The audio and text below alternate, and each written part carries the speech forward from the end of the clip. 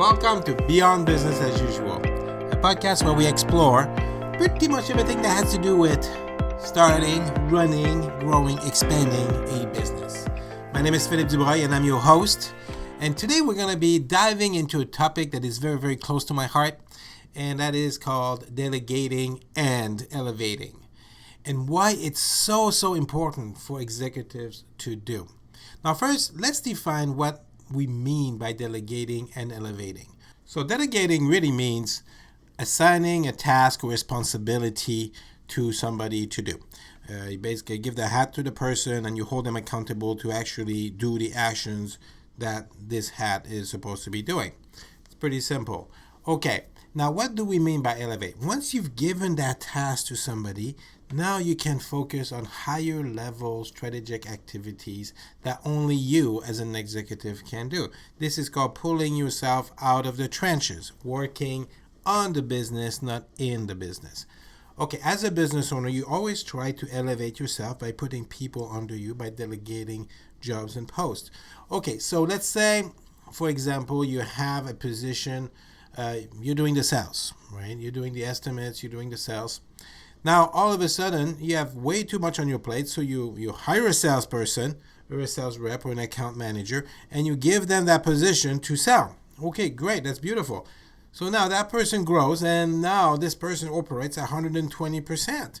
Now you got to elevate that person by giving him a junior, and the person now goes up and now becomes a senior sales manager, if you will.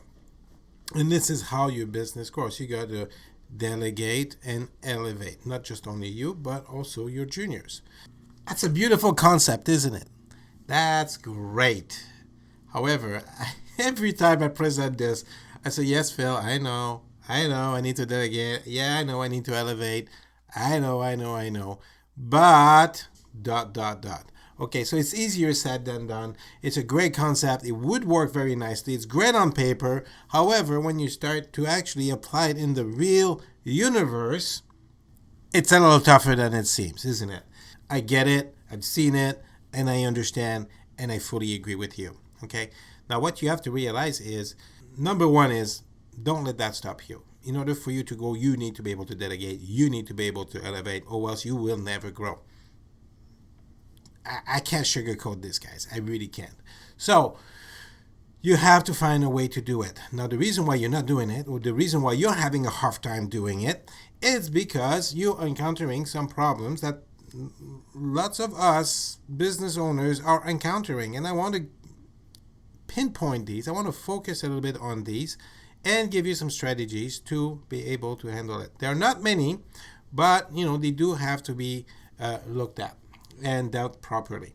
The number one cause, based on my personal experience working with many business owners, an executive will not delegate a task to somebody if the executive is not fully certain that this person will be able to implement the task. The last thing you want as an executive, and I fully understand that, is give the task to somebody else, have them mess it up, and then going back on your plate, so you have to now not only do it, which would take you less time, by the way, but also have to patch the upset customer and correct the staff that you delegated this to, right? And redo the whole job. It's awful. I get it, okay? Now, there's always a certain learning curve, a certain training period that you need to put up with before the person actually takes hold and actually can do it properly. However, you need to get the right person on the right seat. I'm sure you've heard that before. And you need to be confident that this person has the skill sets required to do the job. There are really two specific instances that I find, anyways, there might be more, but the two main ones that I find that would cause an executive to not trust a staff are, number one, the staff displays obvious signs or obvious indicators that he is not the right person for the seat. He doesn't have the capacity, he doesn't have the willingness to do it, and he does not understand the job itself. It's obvious. You look at it, you go, this guy can't do the job. All right. Now, please do not delegate anything to that person that you cannot trust that person to do. Okay, he might be good for some other position, and that's fine, but for some others, you might not. So don't violate your integrity on this just because there is a necessity to fill the position. Okay, you will regret that. The second one, which I find is quite common, is you evaluate a current person's ability to do the job based on another's past failures on that exact job that you need to delegate. Therefore, you're a little shy to actually give the go-ahead because of past failures. You really have to distance yourself. You cannot evaluate a new person on that job as it relates to or based on somebody else's performance. Look, and I've seen so many staff with great potential not being given the okay to go ahead or not being delegated tasks that they could do very well because an executive have had a bad experience with a similar delegation before, and therefore will just keep that position or that function close to his heart or her heart because they don't want that to be messed up. Okay, so it requires a little bit of courage, but it requires really to look at that person in front of you and to really evaluate that person. Can that person do the job? Is that person the right person for the right seat? The second hurdle executives are struggling with in delegating and elevating is the one that is caused by unconscious knowledge. Let me explain. For example, tying your shoes. When my daughter was young, I had to teach her how to tie her shoes. I've done it so many times. Now you have to break down the process of tying your shoes and explaining it to your child. And it gets complicated. You get a little confused, right? For that simple action, it's like, okay, so how do I do it? Where do I put my hands? And that goes around, and you have to, take a step back and look at your actions and break your actions down on something that is really a one flowing thing, right? Well, through running your business, through delivering your services, you've developed unconscious knowledge.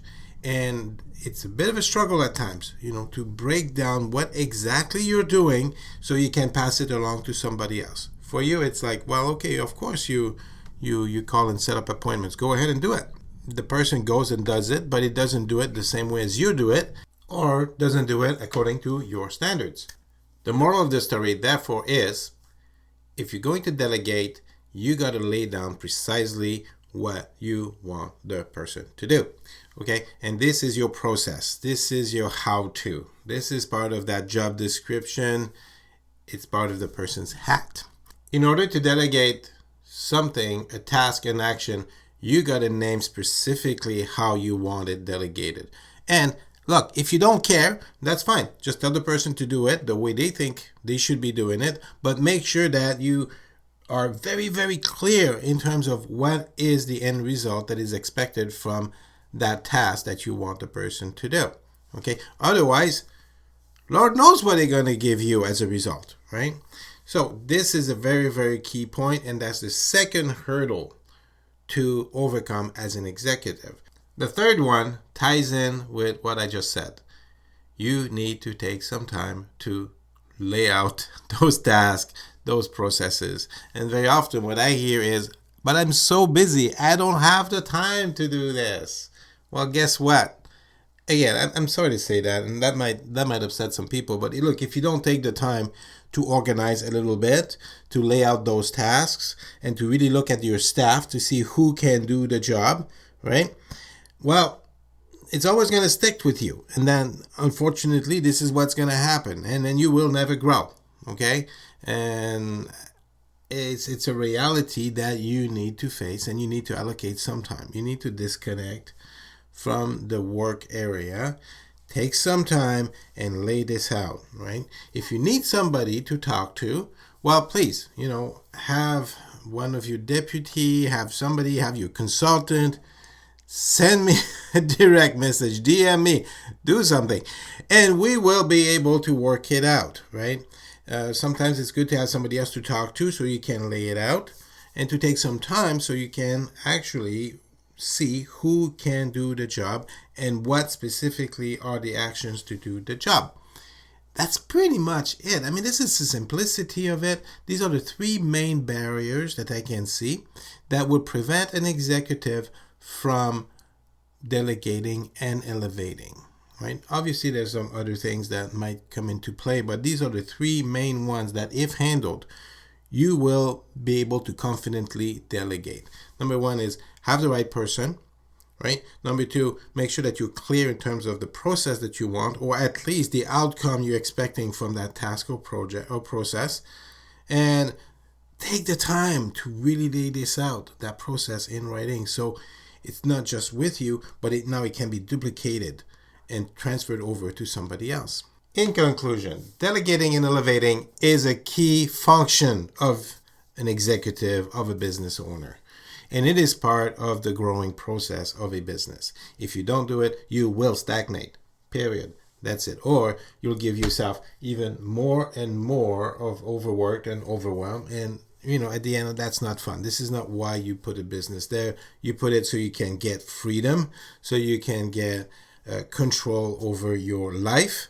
And, this is a key step in achieving that. By applying those three key strategies that laid out for you, very simple, you will be able to delegate and elevate and unlock your business full potential and lead your team to success. Thank you for listening, and stay tuned for more insights and advice on leadership and management.